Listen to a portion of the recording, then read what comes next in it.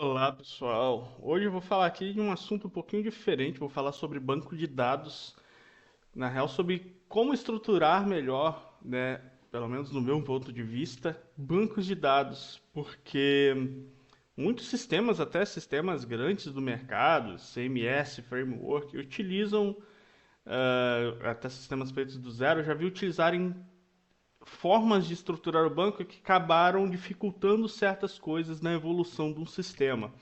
Então, com, né, esses anos de prática, eu acabei desenvolvendo formas de estruturar banco para que ele fique flexível, independente de para onde vá o sistema, se ele vai escalar, se ele vai crescer ou não, né? Então, tanto funciona com sistemas pequenos, né, microsistemas, quanto com sistemas grandes, né? Ele funciona nas duas hipóteses. Eu estava aqui assistindo, né? Eu gosto de assistir outros devs programando ali no YouTube. Eu estava agora assistindo aqui, ó, a Fernanda Kipper fazendo um desafio aqui do Anota Aí, né? O Anota Aí estava contratando o dev, eu acho, e lançaram esse desafio para fazer em Java aqui e tal. Mas eu estava olhando a parte da estrutura de banco de dados que ela criou aqui nesse desafio. E eu vi que tem umas coisas que eu faria de outra forma. Então pensei em gravar esse vídeo aqui só para mostrar. Aqui no vídeo dela, ela faz uma coisa, né, que eu vou mostrar aqui agora, né, como que ela pensou ali a estrutura dos dados dentro do sistema. Obviamente que ali tem algumas particularidades, tem a questão de ter que salvar em JSON, então não é simplesmente, né, trabalhar com um banco de dados relacional ou não, mas tem umas particularidades desse sistema que talvez não fossem, tornassem essa solução que eu vou mostrar aqui não tão viável assim, tá? Não sei especificações, eu não li a especificação do projeto ali que ela está fazendo. Eu só estava vendo, reparando nessa parte, porque eu já vi vários sistemas grandes utilizando essa técnica e que no fim não funcionava muito bem, né, quando queria fazer outras coisas. Né? Então vamos lá, o que que acontece?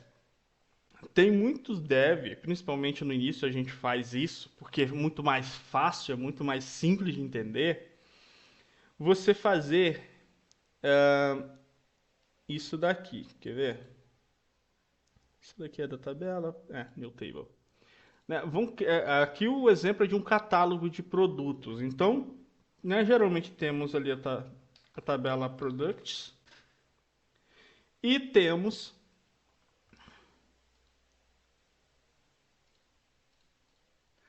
a tabela,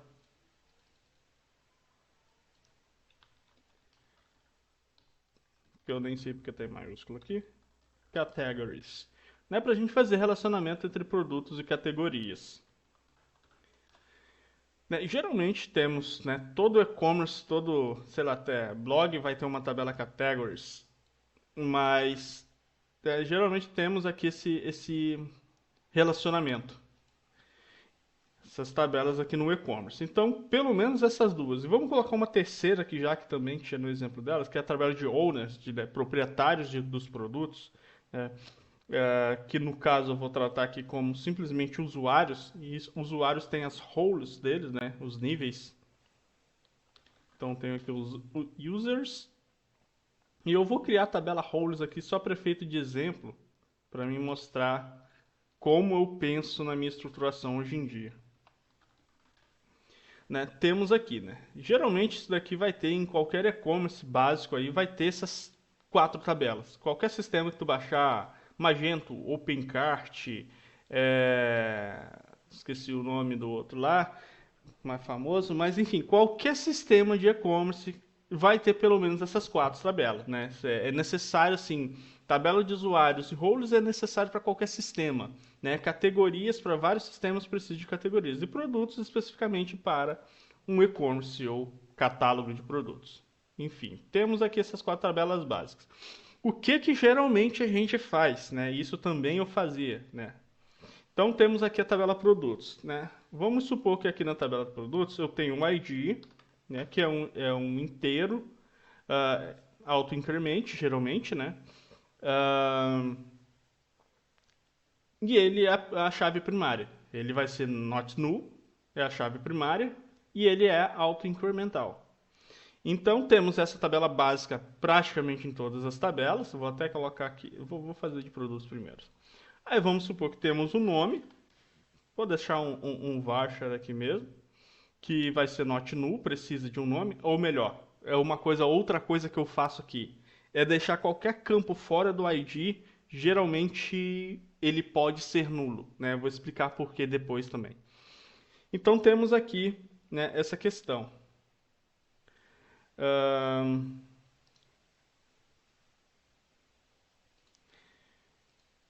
Temos o nome do produto, sei lá, temos a. Né, e aí que entra a abordagem que eu utilizo de não lotar uma tabela de coisas. Eu penso em tabelas para guardar objetos. Esses objetos, eles têm certas características que não necessariamente estão no objeto. Por exemplo, preço, né? Preço é uma coisa que eu não coloco mais na tabela de produtos, né? Eu não coloco mais na tabela de produtos. Por quê? Já peguei casos de uma empresa que tinha lojas em vários estados e cada estado tinha sua tabela de preço, né? Nisso eu pensei, cara, não funciona. Deixa eu abrir essa cortina aqui. Não funciona, ou melhor, deixa eu fechar porque tá dando muito contraste, tá? Não funciona você manter aqui um campo preço, né? Se eu coloco aqui um campo preço ou campo valor aqui, tá, e se eu tiver um preço para cada estado? Tem pessoas que iriam duplicar os produtos. Mas imagine, eu tenho um produto, o mesmo produto em 27 estados, e em cada estado vai ser um preço diferente por conta dos impostos que são diferentes. Então eu vou ter que replicar 27 vezes esse produto? Tem gente que faria isso. Eu já vi pessoas fazerem isso, né? Replicar o produto para colocar valores diferentes. No final, não deu para fazer o que o cliente queria no sistema porque não funcionava a lógica. Então, o que que a gente faz? O que que eu faço agora? Eu não coloco mais preço, eu coloco o que é realmente do produto. Então, o que que um produto, como um objeto, tem? Ele tem um nome, né? Obviamente, ele vai ter um nome. Vai ser. E aí tem que analisar se cada estado desse também o nome do produto vai mudar. Aí você vai ter que fazer uma tabela só para nomes de produtos referenciados com o estado, né? Ou criar várias colunas, 27 colunas para lidar com o nome do produto em cada estado, que é uma abordagem assim que é inviável, é melhor você trabalhar com relacionamentos. Mas supondo que isso daqui, né? Vamos supor que esse produto vai vender em 3 estados diferentes e cada estado tem a sua tabela de preço. Eu não coloco aqui, né? Eu não coloco aqui. Aqui eu vou colocar dados do produto. Então, peso, por exemplo, peso é uma coisa que não importa o estado, não importa onde estiver sendo vendido esse produto, se ele é uma TV, vai ter o mesmo peso em qualquer lugar do mundo. Ela não vai mudar o peso porque mudou, a menos que esteja vendendo na Lua. E daí, sei lá, né? Tem alguma influência que mude o peso da uma TV. Mas aqui, nesse caso, né? Não tem. Então, um produto ali físico, uma TV, um carro, ele vai ter o peso e isso é característica do objeto. Então, eu coloco na tabela características do objeto ou campos que são gerais, né, generalizados, que não vão mudar dependendo do ambiente. Né? Isso facilita muito a coisa. Então aqui eu vou colocar o peso, eu vou colocar aqui, sei lá, um prazo de validade dependendo do produto, porque não importa onde ele esteja, vai ter aquele prazo de validade, 3 meses, 4 meses, um ano, e não uma data específica, porque a data também pode variar de região para região do mundo, né? Então, coloca um prazo, não uma data específica. Então, eu vou deixar aqui nome, peso, deixa eu ver o que, que pode ter que é imutável. Pode ter cor, por exemplo, né? Mas aí entra numa tabela de atributos, então é uma outra tabela. Então aqui, né, eu acho interessante lidar com, né, nesse exemplo aqui para não ficar tão complexo, eu vou lidar com nome e descrição, por exemplo. Nome, descrição, nome, peso e descrição. Pronto. Vou colocar aqui poucos campos. Eu só quero mostrar como eu faço os relacionamentos, né? Então temos aqui nome, campo, descrição. Feito isso, eu venho agora para a tabela de Por exemplo, né, vamos focar aqui na tabela de categorias. Esse produto ele vai estar dentro de uma categoria. Geralmente a gente coloca o quê? Aqui na tabela de produtos, coloca aqui um Category ID, famoso Category ID, coloca aqui como int, né? E ele a gente, né, tem gente que faz aqui ele como uma referência, né? Coloca a referência para alguma tabela externa para criar ali um vínculo mesmo, para criar ajudar em alguns recursos do MySQL ou outro banco que seja. Então, geralmente é isso daqui que acontece. A gente coloca a referência, né, no primeiro sistema que a gente fizer na vida. Geralmente a gente vai facilitar e vai ver os tutoriais, geralmente também ensinam dessa forma. Colocar ali o Category ID. Pronto, estamos relacionados. Só que agora eu preciso que esse produto, por exemplo, vamos supor que eu estou vendendo uma roupa, por exemplo. Eu estou vendendo uma calça, né? E no meu site, no meu sistema, no meu catálogo, eu tenho duas categorias, né? Que eu criei ali. A categoria roupas, beleza. Vou colocar a calça nela. Só que eu tenho também a categoria roupas femininas, né? Ou a categoria calças. E eu também quero atrelar essa calça a essas outras categorias, para quando a pessoa entrar numa categoria, aparecer essa calça também. Então, isso daqui já não torna viável, porque eu só posso ter uma categoria. Já vi sistemas que vão fazer o seguinte, né? Já vi sistemas que fazem o quê? Meio que um category IDs e coloca aqui várias categorias separadas por vírgula. Funciona? Em certos casos. Já vi de criar problemas de performance, porque daí tu usa find para pesquisar ali na lista, né, na lista de ID, se existe aquele ID. E isso, com poucos dados, beleza, mas com muitos dados cria um grande gargalo de performance. Né? Usando find, falando de MySQL, ou MariaDB, ele vai criar um gargalo quando tu usa find para procurar algo em uma lista de dados ali. Mas funciona para sistemas bem pequenos, né, com poucos acessos e tal. É uma solução que eu também já vi aplicar, né? Só que eu particularmente não uso. O que que eu faço? Eu utilizo tabela pivô, que é uma coisa que é até meio que o Laravel, por exemplo, o framework PHP, ele já facilita a nossa vida para trabalhar com tabela pivô aqui quando se fala com relacionamento. Então, o que que eu faço? Eu tenho aqui minha tabela categoria, que ela vai ter, né, o meu ID, padrão aqui, primeiro key, auto-increment. Vai ter o nome da categoria. Posso ter aqui uma descrição também da categoria. E beleza, é isso que eu tenho na minha tabela categoria. Não tenho nenhum relacionamento, por quê? Um produto, né? Imagine no mundo real, né? Um carro. Você viu um carro. Não tem informação de categoria, né? No objeto. A gente faz essa relação. Então, um carro é categoria automóvel ou categoria caminhão, sei lá, né? Faço a mínima ideia. Mas não tem, né? Se você olha para o objeto, você não vê essa relação. Então não é algo que tenha no objeto, não é uma característica do objeto. Se não é característica do objeto, eu não coloco na tabela, a menos que faça sentido, sei lá, um metadado, que é uma característica oculta de um objeto, mas que meio que é, digamos, imutável, independente do ambiente. Né? Eu sempre imagino ambientes diferentes. Isso daqui faz sentido em ambientes diferentes? Se não fizer, eu não coloco na tabela. Eu não atrelo aquilo ao objeto, porque vai ser mais questão do ambiente, né? Um metadado referente ao ambiente, do que o objeto. Então, um produto, ele não está categorizado igual em qualquer parte do mundo, dependendo da categoria, obviamente. Tipo, mas, tipo, ele pode variar, né? Dependendo do ambiente que ele está inserido. A mesma coisa a categoria. Eu não posso atrelar uma categoria a algum outro dado que ele não vai ser, né, geral. Então, assim, eu separo. Primeiro aqui. Aí, como que eu faço para relacionar, né, categorias e produtos? Uma tabela pivô, né? Uma tabela pivô. Aí eu faço o quê?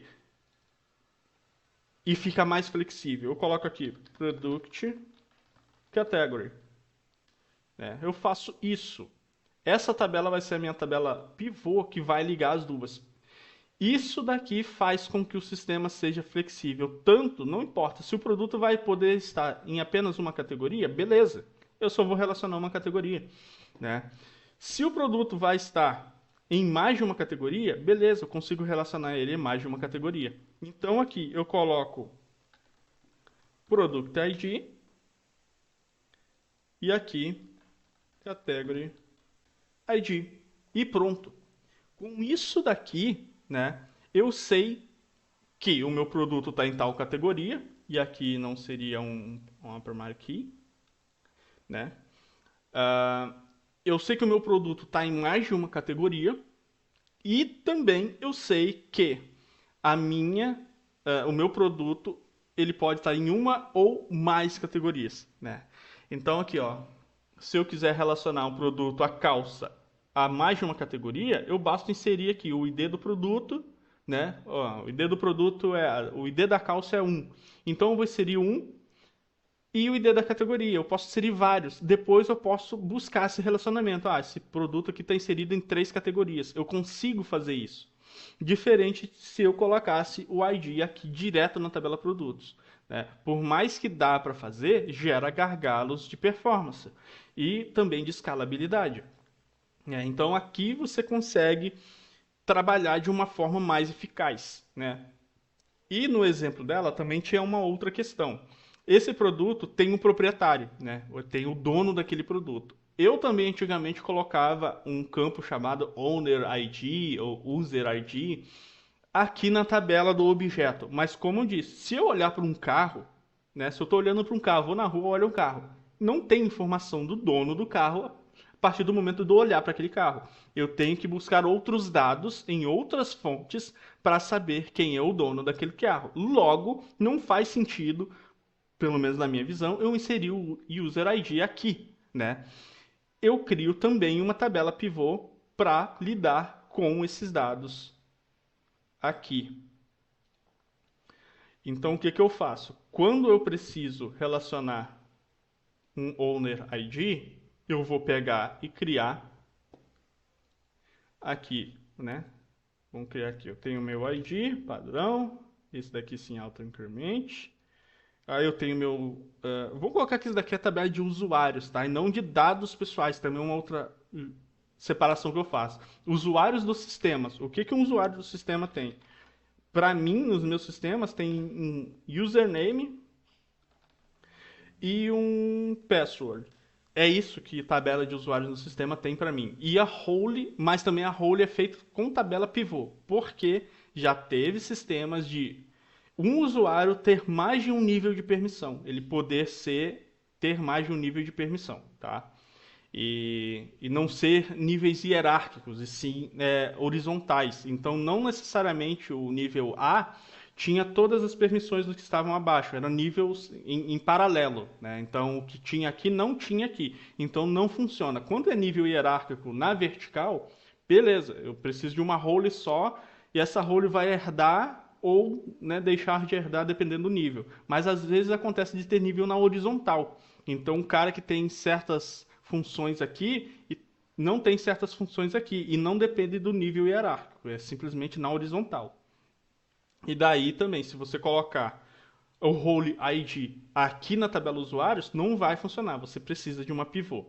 Então, aqui, né, eu posso relacionar os meus produtos também utilizando a tabela pivô. Eu basicamente venho aqui e crio uma nova tabela chamada. Aí a nomenclatura eu posso colocar User Products, por exemplo, né? Ou User Product. Porque daí são os produtos desse usuário. Aí vai da nomenclatura. O Laravel, por exemplo, já tem certos padrões de projeto ali para você seguir nessa nomenclatura, para ele conseguir identificar automaticamente esse relacionamento utilizando tabela pivô. Então, tu utiliza dessa forma, assim, por exemplo, para lidar com pivô. Se eu não me engano, é também. Não sei, não lembro se é no plural ou se é no singular, mas eu acho que é no singular, sim. Mas enfim, aí eu crio essa tabela e nessa tabela eu vou criar o relacionamento. Isso facilita várias coisas. Não só a questão de você, por exemplo, né? Tem sistemas que eu posso compartilhar, fazer ali um compartilhamento de dados. Por exemplo, Instagram, né? Você consegue referenciar usuários no teu vídeo ali para fazer uma collab. Como que eu vou fazer uma collab se o ID do usuário estiver atrelado ao produto diretamente, né? Então, tipo assim, uma tabela de colaboradores seria essa tabela pivô ali dentro do Instagram, por exemplo. Provavelmente eles têm lá a tabela colaboradores, que só tem o ID do vídeo, né? O ID do post, do conteúdo, e o ID do usuário, né? Que faz parte daquela colaboração. Então eu posso ter vários colaboradores em um único post, em um único conteúdo. A mesma coisa aqui. Eu posso ter um produto, isso eu utilizei já em vários sistemas, que eles são compartilhados entre pessoas. Então eu tenho aqui o meu produto, eu cadastrei lá meu produto. Eu posso ter no meu sistema uma opção, deixar o produto público, né? Ou compartilhar com X pessoas. Eu preciso de uma tabela pivô.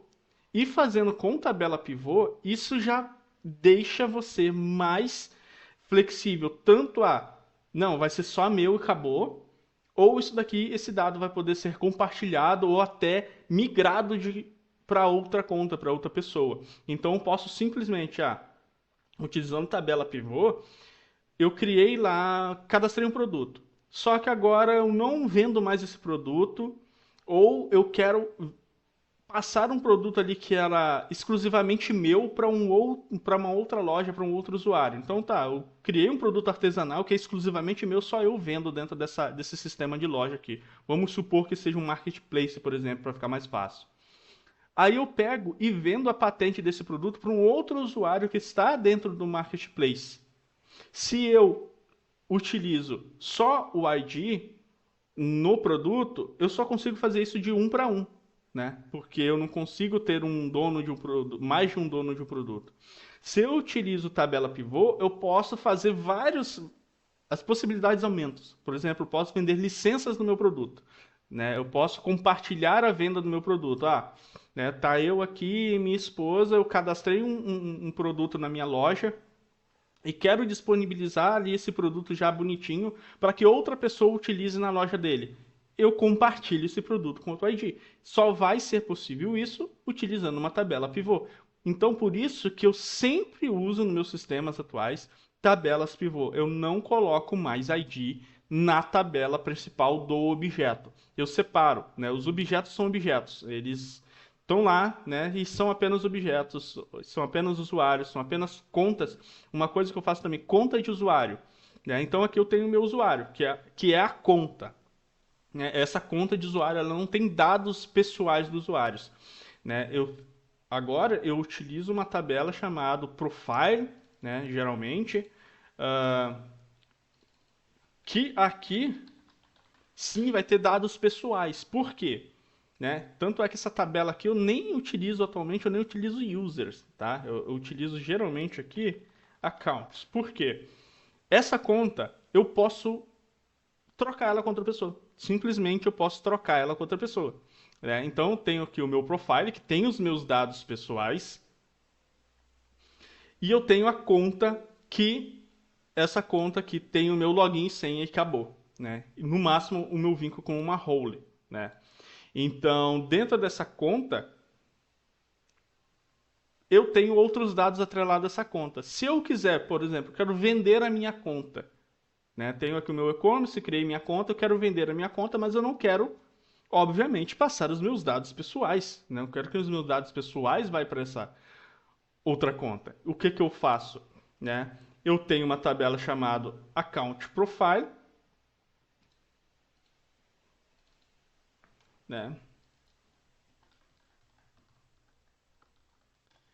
E nessa conta é que eu ligo os dados que vão aparecer na tela. Então, assim, eu vou logar no sistema, usei usuário e senha. Beleza, loguei no sistema. Estou ali autenticado dentro do sistema. Os dados pessoais que vão aparecer na tela, quando alguém acessar ali a view dessa conta, não vai estar na tabela conta. Vai estar na tabela profile. Por quê? Eu decidi vender minha conta para fulano, eu troco só o ID do profile. Porque quando alguém for lá de novo e acessar a URL para ver o perfil dessa conta, ele vai puxar do profile que está atrelado através dessa tabela pivô. E não do que está na conta. Porque eu teria que trocar todos os dados, fazer essa mão, e de repente eu só quero criar uma nova conta para mim e continuar a usar o perfil, os dados do perfil que eu já tinha.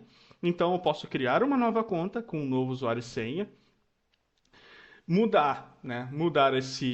Vender essa conta para outra pessoa e atrelar o meu perfil existente a uma nova conta. Então, o perfil do usuário não necessariamente é a conta do usuário na minha forma de pensar os sistemas hoje em dia. Então, tudo que eu acho pertinente, eu utilizo tabela pivô, porque fica muito mais prático você utilizar pivô para controle de acesso, né, para o ACL, Access Control List. Então você tem uma lista de controle de acesso muito mais refinada quando você utiliza a tabela pivô. Então aqui eu posso, por exemplo, o lance da categoria aqui, também definir owners para a categoria, né? Então uma conta pode ser dona de uma categoria que vai ser compartilhada entre várias pessoas, né? Um produto pode ser compartilhado, né? Então fica muito mais flexível do que você colocar simplesmente o ID na tua tabela. Então eu tento separar isso, né? O que são os meus objetos? Beleza, eu crio a tabela dos objetos. Os metadados, os relacionamentos que depende de ambiente, vão ser feitos em tabela pivô. Tanto é que a questão do preço do produto eu não coloco mais. A mesma coisa o estoque. Eu crio, geralmente o que eu crio? Uma price table, né? Uma coisa chamada price table.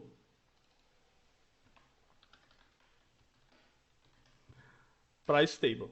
Por quê? Essa price table vai ter o ID do produto e, por exemplo, no sistema que eu tive que mexer, tinha a região do produto. Então poderia ser, né? Aí eu tenho aqui o meu... Vou deixar... Aqui eu não preciso nem ter ID. Só um produto que tem ID mesmo. Aí o que tem? Tinha a região, né? Não vou colocar aqui o F para ficar mais fácil para a gente aqui no Brasil. E aí sim, o price, né? Porque dependendo, né, do estado, ia ser um preço diferente, né? E não só para isso, é questão de imposto. Então, eu também não vou meter o imposto aqui junto com o preço.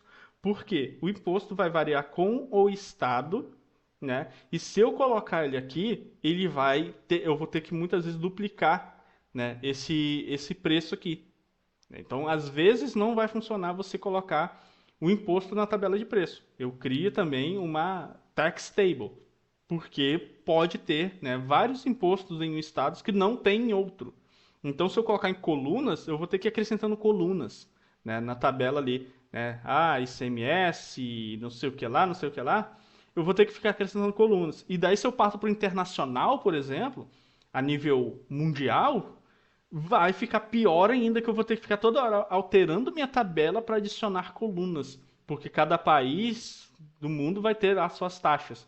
E se eu coloco como relacionamentos e separo, isso já fica flexível. Então eu tenho aqui a minha price table, que é a tabela de preços, né? Preços, simplesmente preços. E eu posso ter a tabela aqui, a minha tax table, que é a tabela de taxas. Então, tipo, para determinado local do mundo vai ter essas taxas, para outro vai ter aquelas outras taxas, né, aqueles outros impostos. Então, trabalhar com pivô é a melhor coisa que existe. É um pouco mais complexo de pensar? Obviamente é. Mas isso funciona tanto para sistemas extremamente pequenos, quanto para sistemas que vão escalar e ficar grandes, né? Então a mesma coisa roles. Tem, né, como eu disse, tem casos que uma conta ela vai ter dois níveis de acesso diferentes que não são hierárquicos, e sim são paralelos. Então eu tenho um cara ali que pode cadastrar produtos e editar produtos, mas não pode deletar produtos. Pode ser que no sistema isso não seja nível hierárquico, né, de nível de acesso na vertical, e seja na horizontal. E daí, se eu simplesmente trabalhar com o ID da role na conta, não vai funcionar, porque ele de repente não vai conseguir o nível de acesso necessário. Daí eu preciso trabalhar da forma horizontal, trabalhando com tabelas pivôs, né? trabalhar com pivô é trabalhar na horizontal, né? Trabalhar com o ID direto no objeto é uma vertical de trabalhar aqui, níveis de acesso e controle de dados.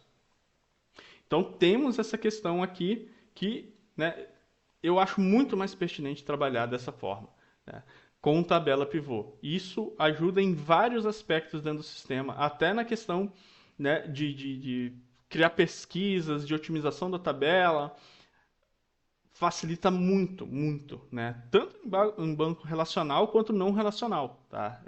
Vai funcionar muito bem essa questão aqui. Cria um nível a mais de complexidade na parte da programação? Cria, né? Cria, obviamente cria, porque você vai ter que lidar aqui com tabelas pivôs. Se você não domina muito bem ORM, relacionamento de dados ali, pode ser que dificulte você fazer queries também ali, né? Mas essa dificuldade na parte de programação da lógica facilita a expansão do sistema, né? Facilita muito. Eu já vi sistema ficar trancado justamente por não fazer essa questão de tabela pivô, por exemplo, né? Eu ter que refazer parte do sistema, criando tabelas pivôs e fazendo esse relacionamento, porque o que o cliente queria não era o que o sistema suportava. E trabalhando com pivô, você sempre vai ter essa flexibilidade, né? Que vai ser um para um ou um para N, não importa o cenário, né? Você vai ter essa flexibilidade, né? E além disso, né, uma outra coisa aqui que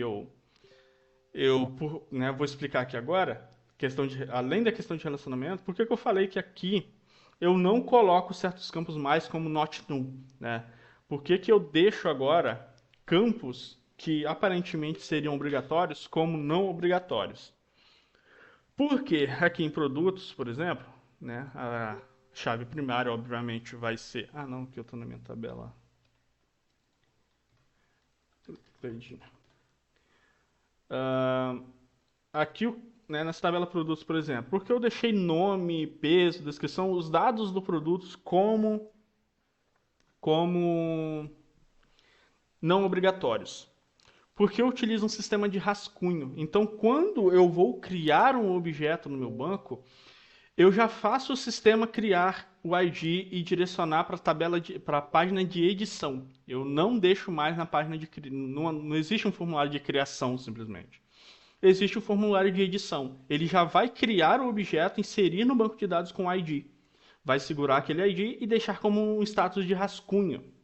Porque assim eu evito alguns problemas. Por exemplo, na hora de fazer o upload de mídia, de imagem, de vídeo, você geralmente precisa ter o ID daquele objeto para você fazer o vínculo. Como eu preciso, eu já vou ter se ele estiver em rascunho. Então, eu sempre deixo todos os meus objetos principais em rascunho.